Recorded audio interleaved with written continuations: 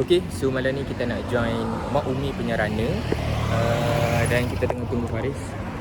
Okay, Faris tengah tukar dia tengah tukar kasut. Dia lupa pakai kasut tadi. Kami dah lintas dah tadi.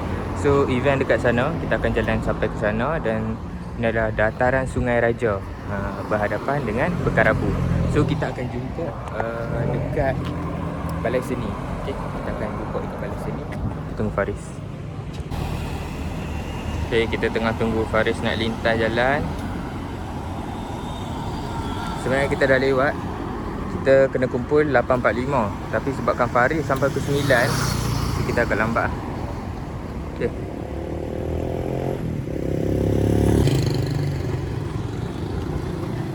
Okay, jom. So kita on the way pergi ke balai seni. Kita tempat berkumpul kita sebelum kita nak mula.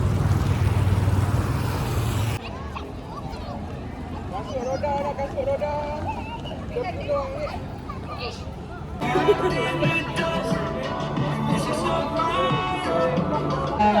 Hati punya rasa tadi. Untuk yang lain kita dapat betul lah. Okey, kita. So, benar-benar banyak kita. Sebelum kita lagi kita berjumpa di atas. Macam benar. Ya, kita lepas sikit lah. Lepas sikit lah ni.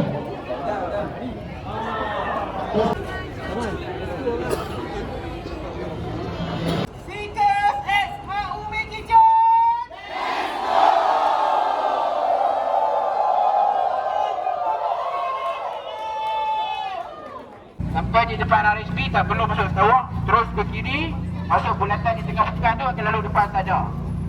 Lepas tu straight jumpa bulatan Teluk Hajar, terus ambil kiri, jumpa dia Barak. 3 nakik yang kapal. Kalau lepas tak sampai, angkat tu jalan nakik yang kapal-kapal. Tu buatlah gerung kecil-kecil tu, di situ untuk dekat kapal dan balik semula ke sini. Sampai di sini maksudnya untuk berlindang, baru tuan-tuan dan puan akan ambil refreshment yang disediakan. Let's go! Alright, ayo ready, runners! Tak dengar yang putih yang depan. Jaga keselamatan masing-masing. Buat dua-dua sahaja.